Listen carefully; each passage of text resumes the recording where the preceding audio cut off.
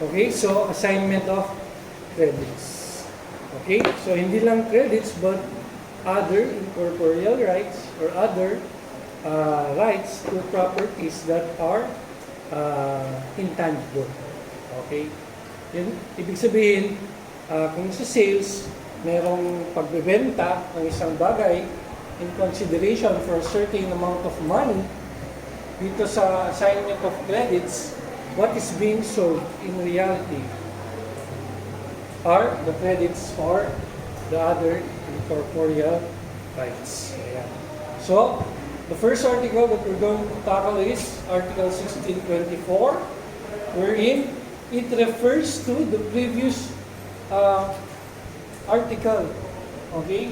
Ito, yung i-discuss natin ng prelims, speaking about perfection of a contract of sale. Meaning, parehas lang daw ang assignment of credits at ang contract of sale with regards to its perfection. So, meaning, an assignment of credits or other incorporeal rights are perfected upon meeting of the minds. Okay, so, it is essentially a consensual contract. Diba? Sabi natin before, maalala nyo, during our prelims, when we say that the contract of sale is consensual, it is perfected by the mere meeting of the minds. So, sabi ko kanina, it is essentially para siyang contract of sale din, but the transfer is made by legal cause. Okay? Which could be through sale, through donation, or through other forms of contract.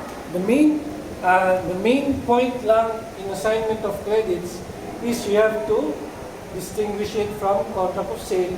Yung sa object na, instead of a property, meaning whether it's a real or a personal property, ang binibenta dito are the credit and the other incorporeal rights. As to formality, which can be discussed in the next article, ang sabi dyan, an assignment of credit, right or action shall produce no effect as against third persons unless it appears in a public instrument. Okay, so meaning the assignment of credit has a formality, unlike a contract of sale in its general sense. A contract of sale in its general sense, pwedeng in writing, pwedeng verbal. Hindi naman lahat kailangan in writing, hindi lahat kailangan verbal. Tama ba? While in an assignment of credit, if it involves personal property, it must be in a public instrument. Okay? So paano may involve na personal at real property? Okay? May involve na personal property. Let's say, for example, when the credit exists and it is secured by a pledge. Okay? Or chattel mortgage. Okay? In these instances, the property involved is personal property. Therefore, the assignment of credit must be a public instrument. When we say it must be a public instrument, it must be executed under oath. Okay? It must be notarized so that it will acquire a public character. Okay? Kasi kapag private instrument lang yan, you still need to prove its genuineness and due execution. Okay? But if it's already a public instrument, the mere fact that you have that document already is enough evidence that that document is a genuine and duly executed document because it is executed under oath. Okay? And another concept is, since this is assignment of credit,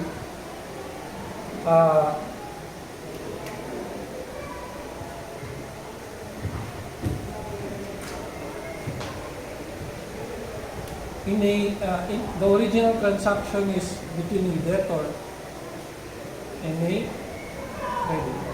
Okay, that's That's the original transaction. Okay? The debtor borrows money or property to be paid. Okay? Now, this creditor may transfer or assign or sell this credit to another person, to a third person. Yan ang assignment of credit. Okay? Meaning, this one is a separate contract. This one is a separate contract. This one is a separate contract. Okay? Ngayon, dito, of course, debtor will pay kay X na. Kasi na-assign niya yung credit sa kanya. Okay? Gets? Ito yung transaction ng assignment of credit. Now, kaya kailangan ng naka-public instrument kahit na personal property pa yan. It's because the debtor is not privy to the transaction between X and C, or the assignor and the assignee. Okay? The debtor is not part of the contract. Can you get it? This is only a transfer of my credit, or alam niya accounts receivable, yun, binenta yun. Okay? Or inassign or in-transfer sa ibang tao. O ito, may accounts receivable ako worth 100,000 kay B company. Okay? This is worth 100,000. Pwede itong pambayad ko sa iyo. Pag tinanggap yan ni X, pwede. Siya ang sisingin kay B company. Okay? Ganun ang assignment of credit. But in this transaction, sila lang ang parties. The debtor is considered a third party. Okay? Kahit pa yung subject ng agreement ni X and ni C is the credit by C2. Okay? So this is a separate contract. This is a separate contract. That's why, as its minimum, kailangan naka-public instrument siya in order to bind the debtor. Okay? Kaya siya naka-public para kahit hindi aware si debtor, or if later naging aware si debtor, okay, mababind pa din siya, no? Agreement ni X and ni C. Okay? If it involves a real property, it need not only be in a public instrument, dapat din po registered or recorded in the registry of property. Okay? Recorded in the registry of property. Why? Because this registry of property, dito naka-record lahat ng titles and encumbrances sa isang real property. Okay, sa isang lupa, sa isang house and lot, nandito lahat nakalagay. So lahat ng history ng isang lupa, ng isang ari-arian, nakalagay sa kanyang titulo na mahanap mo sa registry of property. That's why, if it is involved, let's say for example, instead of a pledge, real estate mortgage, okay, involving a real property, okay, it must be recorded in the registry of property. Okay? Take note, in civil law, recording in registry of property is equivalent to knowledge. Okay? I think this is equivalent to knowledge. Okay, so, and of course, if it's a gratuitous assignment, sabi ko kanina, let's go back. It is a transfer by legal cause, whether sale or donation or mere transfer. Okay? Kapag donation siya, it must conform with the formalities of a donation. Para din siyang deed of donation. Kailangan yung donor qualified din na mag-donate. Kailangan si donee qualified din na mag-accept. But we will not talk about donation. Okay? Kalagay lang dyan na kapag donation, it must conform with the requirements of a donation, which is different from the contract of sale, different from the assignments of credit. Okay? Question? None? Okay.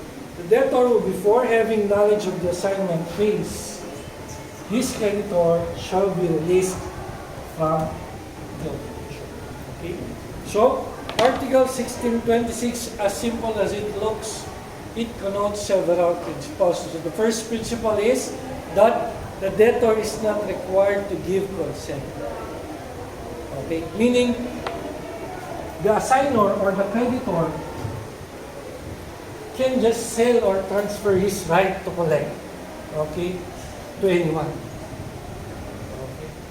He does not need the consent of the debtor. What does the assigner needs? Ang kailangan niya lang is notice lang. He only needs to notify the debtor that he or she or they or them or it is transferring the credit or the incorporeal right. Okay, sabi ko kanina, recording is equivalent to knowledge. Ito naman, the notice by the debtor is equal to knowledge. Okay, so, meaning, if the debtor was never notified of the transaction, meaning the assignment of credit by C to X, then the debtor can pay to C, and that payment extinguishes. Okay, that payment extinguishes his obligation. Therefore, kapag siningil siya ni X, pwede niyang sabihin, bayad na ako. Okay, and I paid it before I have knowledge of your transaction with my creditor. Okay, so, meaning, aside from notice, this is also a defense on the side of debtor. Okay? Alam niyo naman na before, we've discussed extinguishment of sale. Payment is a mode of extinguishment. Okay? Notice is essentially for the protection of the assignee, of course. Kasi nga, the assignee agreed that he will collect, siya ang masusubrogate sa rights ni creditor. Pag sinabing subrogate, yung rights ni creditor sana mapupunta na kay X, therefore si X na ang magiging creditor ni. Okay? Gets? Gets questions? Wala? Wala. Okay? The assignment of credit includes all the accessory rights such as guarantee, mortgage pledge. Yan, I will discuss that everything hanggang sa finals ninyo. No? So when we say, ito kasi kasama lang ng original credit or contract. This mortgage pledge reference, itong mga to, they are used to secure a loan, for example. Okay? Accessory lang sila sa primary contract. Okay? Meaning they would not have existed if wala yung principal or primary contract. So kung meron yan, kasama sila sa ma-assign. Okay? 1628, the vendor in good faith shall be responsible for the... Okay? We're talking about the warranties by the assignment. Okay? Of course, under the, meron tatlo. Okay? The summarized portion, meron tatlo. The first one is existence. The second one is legality. Okay? Of course, the assigner must warrant that the credit is existing. Diba? Must be existing. Okay? And if it exists, it must be legal or it must be valid. Okay? Kasi it may exist, pero baka naman void. Baka naman impaired yung contract. Okay? So there are circumstances like that. Or, even if it is existing and legal, if it is doubtful. Diba? Sa accounts receivable nyo, may doubtful. Meron din, anong tawag doon, yung hindi mo makolekta? Ano? Bad debts. Bad debts, diba? You recognize it as bad debts expense? Hindi na siya asset. Tama ba? Tama. Pero iba yan, iba yan. Ha? Kung doubtful, hindi mo mawarranty existence and legality kasi doubtful siya. Okay? Kung bad debts, wala na yan kasi na-write off mo na yan sa books mo. Okay? Ginawa mo na siyang expense. Okay? And you also warrant, as an assigner, you also warrant the solvency of the debtor. If it is expressly stipulated and insolvency was prior to sale and is already of common knowledge.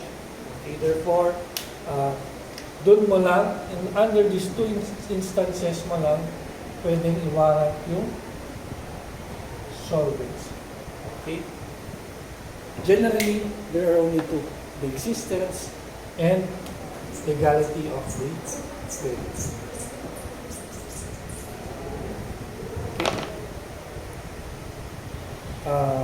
The third paragraph, so that's the first paragraph, the third paragraph, okay, in those cases, ang liability ni assigner is with regards to the price and the expenses specified. Always remember, guys, since we're in civil code or we're in civil law, okay, anyone who is in bad faith is liable for damages. Okay? Ito, normal na lang ito. Expenses. Okay? Expenses paid. Pero kapag bad faith, liable for damages. Kahit pa si vendor yan, si vendee, damages.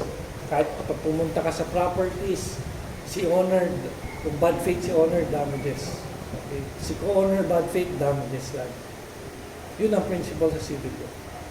Kaya kapag binasa mo yung obligations and contracts, pwede mo siyang i-stretch yung principle mo sa sales. Okay, pwede mo siyang i-stretch sa credit transactions. Under our curriculum before sa law school, ang credit transactions and sales, different subjects. Sa inyo na sa isang subject. O, di ba? Ang galing. Pero hindi lahat. Hindi kasi lahat tinatch nyo sa credit transactions. Pero sa atin, I will try to discuss some na hindi masyadong discuss sa credit transactions. Okay? Questions? Wala? In case the assigner, tapos na yun, no? Tapos na yun? Hindi ba? 1628 yun, tapos na? Tama? 1629, in case we apply the third warranty, if in case winarant ni assigner ang solvency ni debtor, we apply 1629. Okay? In case the assigner in good faith should have made himself responsible for the solvency. Yun. So, if winarant daw niya yung solvency and the contracting parties should not have agreed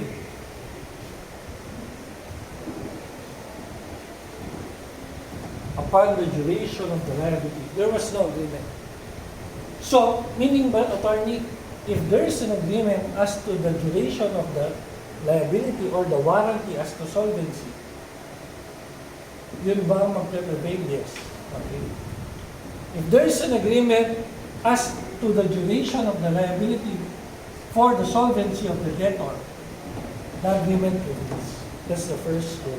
Okay? If there is no agreement, sabi niya dito, should not have agreed. If there is no agreement, it shall last for 1 year from the time of assignment. Okay, 1 year from the time of assignment. Okay, if the credit should be payable within a term or period, meaning, if the credit should be payable within a term or period, meaning the original credit has a term or a maturity period, okay, it shall cease 1 year after the maturity. Okay? In simple terms, so if there is a period stipulated for the warranty as to the debtor's solvency, okay, yung agreement ang masusunod. If there is no agreement, then we apply what is stated in the law. 1 year from assignment if the period has expired and 1 year from maturity if the period has not yet expired. Take note, this is with regards to the debtor's solvency. Okay? Hindi dun sa existence, hindi dun sa legality. Okay? This is with regards to the debtor's solvency. Okay? Question? Wala?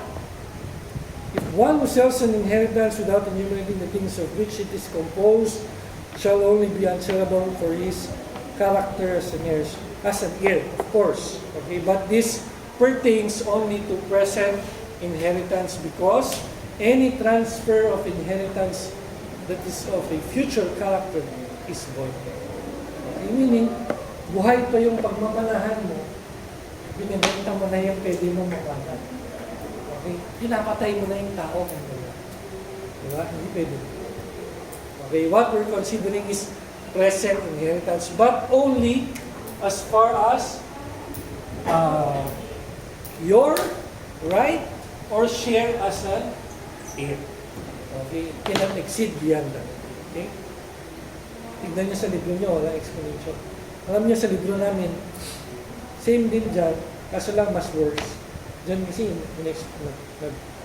tinry niya pang i-explain kahit na walang case, walang sample, di ba?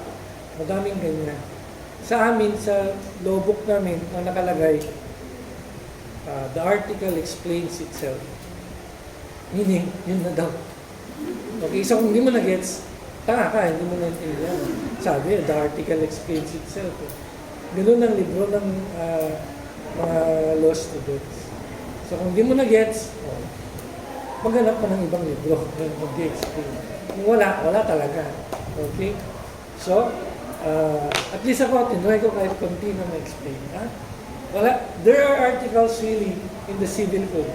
Kasi masyado na matagal yan. Na walang cases, hindi nagamit sa court. Okay? Because it's just there. Wala namang problema. Wala namang nag-arise na ganong problem. Kaya hanggang ngayon, walang case. Hindi lahat ng articles.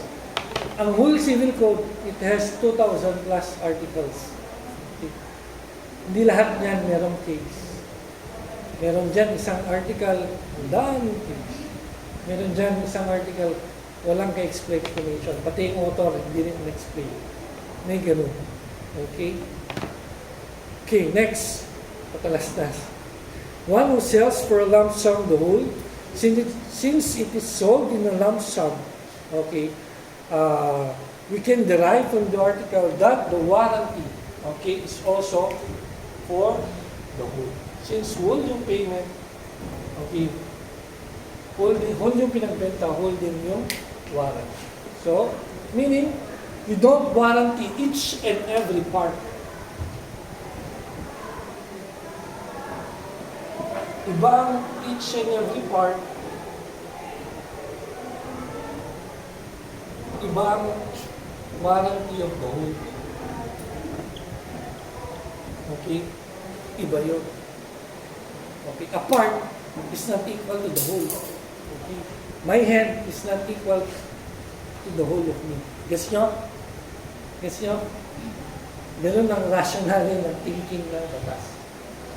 Okay? The finger does not mean the whole of my body. The whole of my body is different from the finger, from the hair. It's different. Ganun din dyan. Kung may natanggal na buhok, hindi ko i-warrant yung buhok ng isang buhok na. Ganun yung thinking. Guess nyo? Guess nyo ba yung logic? Hindi niya wina-warrant yung, let's say for example, the inheritance. Hindi niya i-warrant yung, let's say for example, ang buong inheritance niya is buong properties ng kanyang magulang. Okay?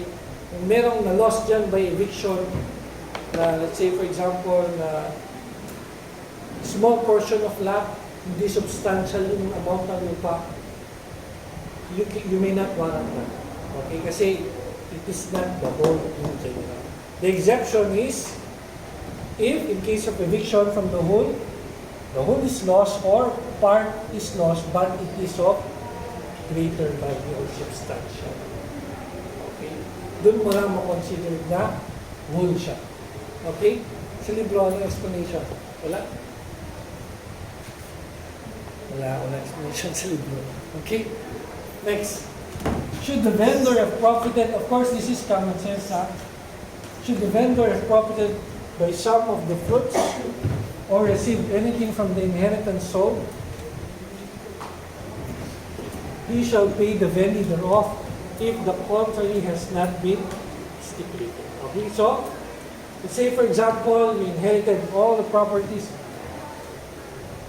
Okay.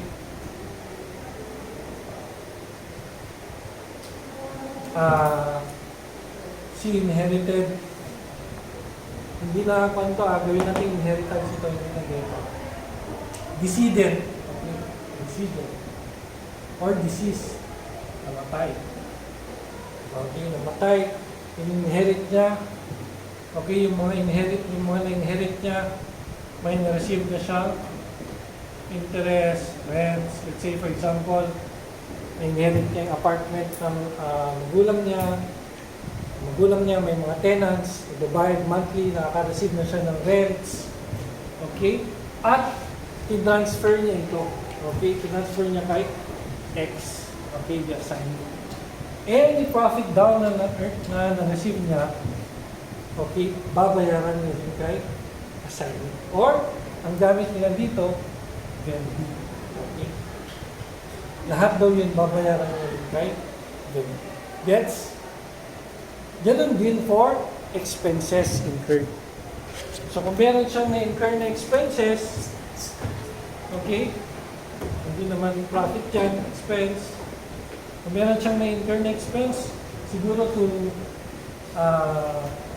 preserve the inheritance, okay, before niya nabenta, the vendor naman will pay him, or sabi dyan, he will reimburse the vendor or the assignor for all that the latter may have paid for the debts and charges on the estate. When we say estate, na-discuss ko na ba yung estate? Estate are all the properties owned by a person who just died. Okay? Namatay na tao. Estate na. Okay? And satisfy the credits you may have against the same unless there is an agreement with the party. So it's common sense.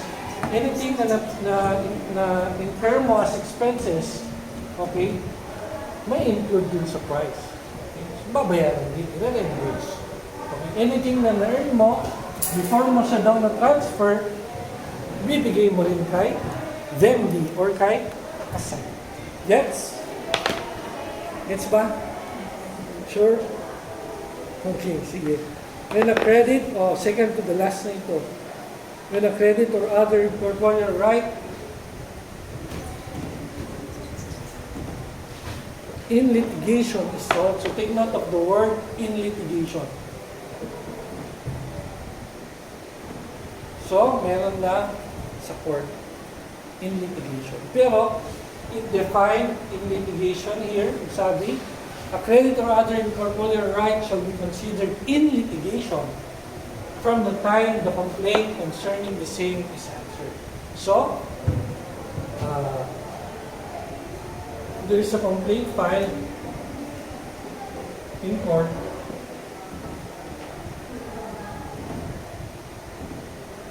The court issues a subpoena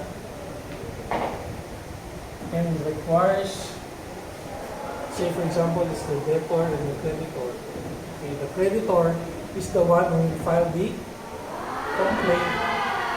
Ikaw na debtor, ikaw yung mabibigyan ng subpoena, you will be the one who will file the answer.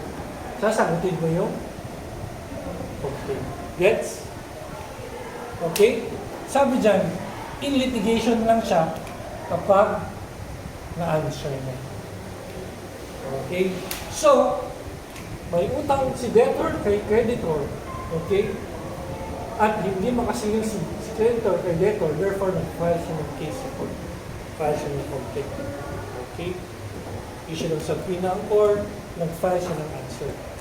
Okay, upon filing an answer, sabi dito, the debtor shall have a right to extinguish it by reimbursing the assignee for the price that the latter paid therefore. Okay, meaning, ito pala yung ano, 640 na. Meaning, the credit was sold to an assignee. Okay, so there are three parties. Okay, sabi dito, si debtor daw, pwede niyang i-extinguish yung obligation niya by reimbursing, babayaran niya diretso kay assignee. Okay. Ganito ang scenario. Debtor, creditor, di ba collect, file ng complaint, sumagot, okay? Habang nasa court pa, okay, yung case na benta na ni, or binenta ni creditor, which is si assignor, kay assignee. Gets? Okay, so pagkabenta, para mawalan na sakit ng ulo, pwede na daw bayaran ni debtor kay assignee diretso. Kahit pa may naka-file sa court na case. Kasi hindi naman siya assignee ng file ng case, di ba? Hindi naman siya assignee, di ba? Si assignor. Okay? So, kapag binayaran daw ni debtor yung utang niya diretso kay assignee, mawala na yung case sa court. Yes? Okay, ano yung kasama doon? Una, yung the price. Okay? Pangalawa, the judicial cost. Lahat ng gastos ni C, kasama. Okay? Third one is interest from the day on which the same was paid. So, price, judicial cost, and interest. Gets? So, hindi makakolect si C kay D, inusuhan niya sa court. Okay? Pagsagot D, yan yung tinatawag natin in-litigation. Okay? Habang in litigation, nakahanap ng buyer si C na willing bilhin yung credit ni D. So, pinasa niya kay assignee. Okay? Para mawala yung case, pwede na, hindi na kailangan na, kasi kung sa court, kapag ganyan na nangyari, na na-file na sa court, okay, si D, babayaran niya yung dapat case. Pero since na-assign na, while in litigation, okay, pwede niya lang bayaran diretso kay assignee. Gets? Gets ba? Except, may exception. Except the next article. Okay. From the provisions of the preceding article, in 1634, shall be accepted the assignments or sales made to a co-heir or co-owner of the rights assigned. Okay. So the first is, let's say for example, itong gamitin natin na. A is the debtor, Y and Z are co-heirs who are the creditors. Okay. Ayan.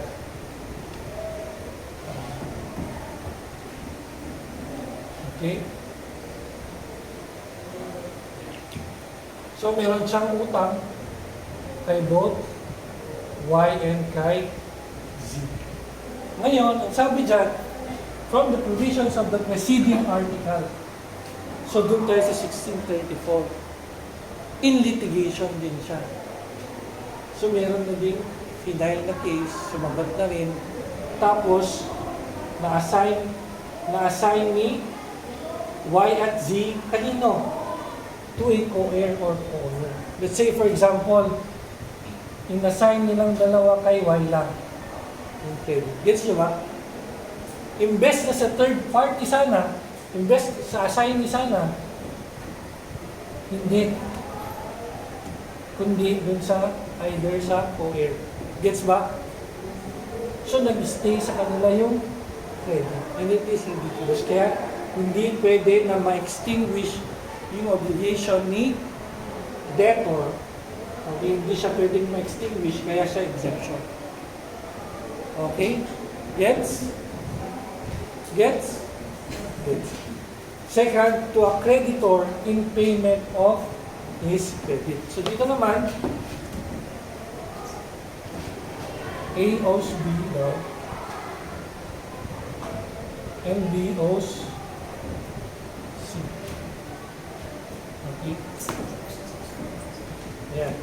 dito pa lang, hindi makasingil si B, nag-file siya ng case sa court. Nag-answer si A. Ngayon si B, tinransfer niya, may utang pa rin siya kay C. Okay, ngayon si B, tinransfer niya yung assignment niya kay C. Okay, tinransfer niya sa creditor niya in payment of his credit. Gets niyo ba? Magulo. Okay lang? Follow ba kayo? Parang hindi. Ako ang buhol. Gets ba? Iba dito, A and B normal na debtor, creditor. Gets? Yes? Si B daw, may utang siya kay C. So dito, debtor, creditor. Gets? Gets? Gets nyo? Okay. Ngayon, since nag-file na siya sa court, okay, siya yung assignor, in-assign niya din yung credit niya kay C in payment of his credit. Okay? Since may utang siya kay C, tama? Okay, pinambayad niya dito yung credit ni E. Okay? Gets ba? Gets. Hindi pwede yun. Okay, yung ganong transaction, hindi pwede na babayaran ni debtor ay ni A directly kay C. Hindi pwede. Okay. Gets? Gets nyo? Oh, sabihin nyo ha, sabihin nyo. Okay. Next. The third one is to the possessor of a tenement or piece of land which is subject to the right in litigation assigned. So, this one naman, A owes B. Same pala. Ito na sana. File siya ng case sa court. Nag-answer. Okay. In litigation. Tama? Pero dito with contract of real estate mortgage. So, when we say contract of real estate mortgage, it is the debt or the loan is secured by a real estate. Okay, may mortgage. Now, A sold the property to C. Binenta niya. Therefore, kung magbebenta ka ng gamit, okay, the ownership and possession will pass to the buyer. Tama? Tama. Sabi dito, the credit has been assigned to a possessor of a piece of land which is subject to right of litigation. Ngayon naman, si B, okay, siguro hindi aware si B na kilala ni A si C. So, tinransfer ni B yung credit niya kay C. Imagine this, siya yung possessor. Tama?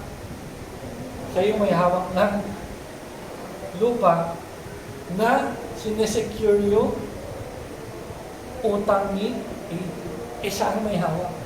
Kapag finorclose yan, kasi naka-mortgage, okay, ibebenta yung lupa na hawak niya, siya yung may-ari na nun. Diba? It's ridiculous. Gets ba? Hindi pwede na babayaran ni A diretso kay C. Okay? Gets? Yan yung exemption sa preceding article, sa 1634. Okay? Yung general rule guys, balik tayo. General rule, kapag yung property in litigation, okay, pwedeng bayaran diretso ni debtor kay assignment. Na-extinguish yung obligation. Okay? Pero, kung si assignee is co-heir, hindi pwede. Kung si assignee is creditor, hindi pwede. Kung si assignee is possessor of a land or tenement, in this case, hindi rin pwede. Ano ang mangyayari, attorney? Babayaran yung diretso. Kay sino pa rin babayaran. Okay? Yes? Yes. Questions? None? That's the end of assignment of credits. Uy, meron pa pala. Oh. Sige na, wala ko bukas. Okay lang? Your exam will be from obligations of the vendor until bulk sales law. Bulk sales law. Yan. Hanggang dyan lang. And we still have 2 weeks. For the 2 weeks, we will already start with the finals. So for the 2 weeks, we will already start with credit transactions. After credit transactions is the last intellectual property law. Pero features lang ng batas kasi the intellectual property code itself is mahaba. Hindi natin matapos. So I will discuss about patent, about trademark, about copyright.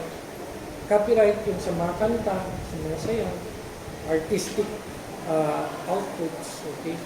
Patent sa mga inventions ninyo, kung meron, pinapatent mo yan para walang gumaya.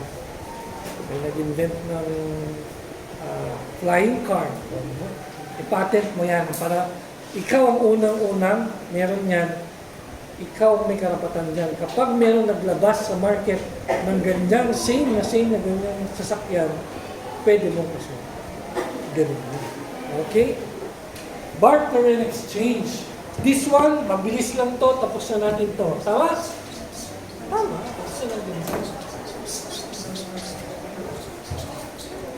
Ang barter, sabi dyan, under Article 1638, by the contract of barter or exchange, one of the parties, party 1, binds himself to give one thing in consideration of the other's promise to give another thing.